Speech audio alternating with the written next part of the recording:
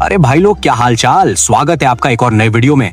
भाई कल रात जो नवी मुंबई के डी.वाई. पाटिल स्टेडियम में हुआ है ना, कसम से बता रहा हूँ, क्रिकेट कम और वीडियो गेम ज्यादा लग रहा था। RCB W versus UP warriors का मैच था और हम सोच रहे थे टक्कर का मुकाबला होगा, लेकिन यहाँ तो एक तरफ ई साला कप नाम दे का शोर था और दूसरी तरफ यूपी वालों का मोए मोए हो गया। आरसीबी ने ऐसी धुलाई की है ना, यूपी वाले अभी तक आइस पैक ढूंढ रहे होंगे। चलो शुरू से बताता हूँ क्या रायता फैला मैदान में। सबसे पहले बात करते हैं सिक्के की। हमारी क्वीन स्मृति मंधाना ने टॉस जीता और सीधा बोला, हम पहले बॉलिंग करेंगे।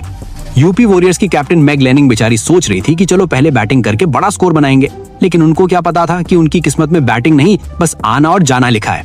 पिच बढ़िया थी, मौसम सेट था, बस यूपी के सितारे गर्दिश में थे भाई। यूपी की बैटिंग शुरू हुई, मैग लेनिंग और हरलीन देओल क्रीज पर आए।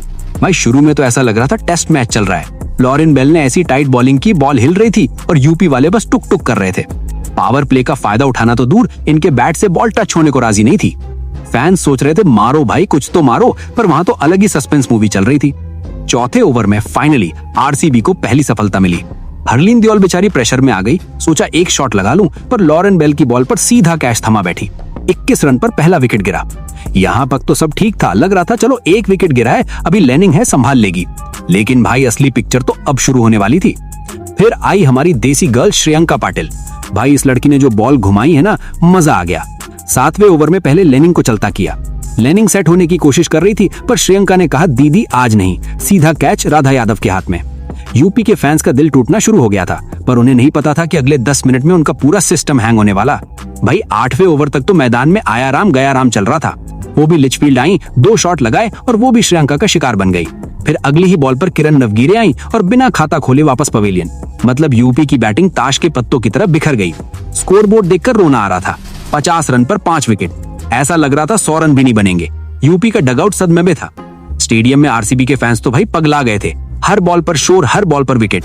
आरसीबी आरसीबी के नारे लग रहे थे। स्मृति मंधाना की खुशी देखने लायक थी। पूरी टीम ऐसे सेलिब्रेट कर रही थी जैसे फाइनल जीत लिया हो। उधर यूपी वाले बस एक दूसरे का मुंह देख रहे थे कि भाई ये हो क्या रहा है, किसके ग्रह खराब है आज। जब 50/5 हुआ तो लगा मैच खत्म, टाटा गुड बाय। लेकिन फिर दीप्ति शर्मा और डिएंड्रा डॉटिन ने थोड़ा दम दिखाया। दोनों ने सोचा भाई अब तो इज्जत का सवाल है, कम से कम 100 के पार तो ले चलें। धीरे धीरे पार्टनरशिप बिल्ड की। दीप्ति ने थोड़ा एंकर रोल प्ले किया और डोटिन ने अपनी मसल्स दिखानी शुरू की। थोड़ी जान आई मैच में। लास्ट के ओवर्स में डोटिन और दीप्ति ने थोड़ा हाथ खोला। जो स्कोर 80-90 दिख रहा था, उसको खींच खाच के 143 तक पहुंचा दिया। दीप्ति ने 45 बनाए और डोटिन ने 40। चलो यूपी वालों ने सोचा 143 रन भी फाइटिंग टोटल है, शायद कुछ मैजिक हो जाए बॉलिंग में। उन्हें क्या पता था सामने से तूफान आने वाला है। अब बारी थी आरसीबी की चेस की। स्मृति मंधाना के साथ ओपनिंग करने आई ग्रेस हैरिस। भाई नाम ग्रेस है, पर बैटिंग में बिल्कुल भी रहम नहीं करती ये बंदी। आते इसने मूड बना लिया था कि आज जल्दी घर जाना है, शायद कोई फ्लाइट पकड़नी थी। पहले ओवर से ही इसने बैट घुमाना शुरू कर दिया। स्मृति एक एंड से प्यार से कवर ड्राइव मार रही थी, क्लासी लग रही थी, लेकिन दूसरे एंड पर ग्रेस हैरिस अलग ही मूड में थी। दीप्ति शर्मा बॉलिंग करने आई, उसको पहली बॉल पर चौका। भाई हैरिस को देखकर लग रहा था कि वो क्रिकेट बॉल को फुटबॉल समझ के मार रही है। यूपी के बॉलर्स की शक्ल देखने लायक थी, पसीने छूट रहे थे ठंड में भी। भाई असली मजा आया 6वें ओवर में। डिएंड्रा डॉटिन बॉलिंग करने आई। ग्रेस हैरिस ने सोचा अच्छा तूने बैटिंग में रन बनाए, रुक अभी बताती हूँ। पहली बॉल 4, फिर नो बॉल, फिर फ्री हिट पे 6, फिर 4, फिर 6, फिर 6। भाई साहब एक ओवर में 32 रन कूट दिए। डिएंड्रा की तो आत्मा कांप गई होगी। स्टेडियम हिल गया था भाई, बॉल स्टैंड के अंदर जा रही थी बार बार। भाई लोग सिर्फ 22 बॉल्स में ग्रेस हैरिस ने अपनी 50 पूरी कर ली। मजाक चल रहा है क्या ये? WPL है या गली क्रिकेट? वो बॉलर को सेट होने का टाइम ही नहीं दे रही थी। स्पिनर्स आए, पेसर्स आए, सबका एक ही इलाज था, बॉल बाउंड्री के बाहर। आरसीबी का पावर प्ले स्कोर देखकर कैलकुलेटर फेल हो गया था।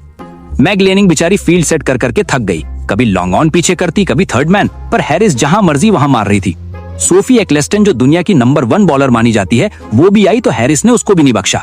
यूपी के प्लेयर्स के कंधे गिर चुके थे। उनको समझ आ गया था कि भाई आज हम गलत टाइम पे गलत जगह आ गए हैं। आप यकीन नहीं करोगे, 7.5 ओवर्स में आरसीबी के 100 रन पूरे हो गए बिना किसी विकेट के। स्मृति बस खड़े होकर शो एंजॉय कर रही थी और कभी कभी बीच में चौका मार के अटेंडेंस लगा रही थी। रन रेट 13-14 का चल रहा था। ऐसा लग रहा था आरसीबी 200 चेस कर रही है, जबकि टारगेट सिर्फ 144 था। फाइनली 12वें ओवर में जब स्कोर 137 हो गया था, तब जाके ग्रेस हैरिस आउट हुई। 40 बॉल में 85 रन, 10 चौके और 5 छक्के। जब वो आउट हुई तो पूरे स्टेडियम ने खड़े होकर ताली बजाई। भाई पैसा वसूल इनिंग थी। यूपी वालों ने चैन की सांस ली, पर क्या फायदा, तब तक तो चिड़िया खेत चुग गई थी। जीतने के लिए बस सिंगल डिजिट रन चाहिए थे। ऋचा घोष आई, एक चौका मारा, स्मृति ने एक सिंगल लिया और खेल खत्म। आरसीबी ने 12.1 ओवर्स में ही 145 रन बना दिए, 9 विकेट से जीत। और बॉल्स कितनी बची थी पता है? 47 बॉल्स, मतलब लगभग आधा मैच बचा था और आरसीबी ने फिनिश कर दिया। नेट रन रेट तो रॉकेट बन गया आरसीबी का इस जीत के बाद। तो भाई लोग, ये थी पूरी कहानी आरसीबी की धांसू जीत की। यूपी वॉरियर्स को तो सपने में भी ग्रेस हैरिस दिखेगी आज। आरसीबी फैंस खुश, हेटर्स खामोश। अगर आपको भी ग्रेस हैरिस की बैटिंग देखकर मजा आया तो भाई लाइक का बटन तोड़ दो। कमेंट में बताओ, क्या इस साल आरसीबी ट्रॉफी उठाएगी? और हाँ, सब्सक्राइब करना मत भूलना। मिलते हैं अगले मैच के रोस्ट के साथ। तब तक के लिए जय हिंद, जय भारत।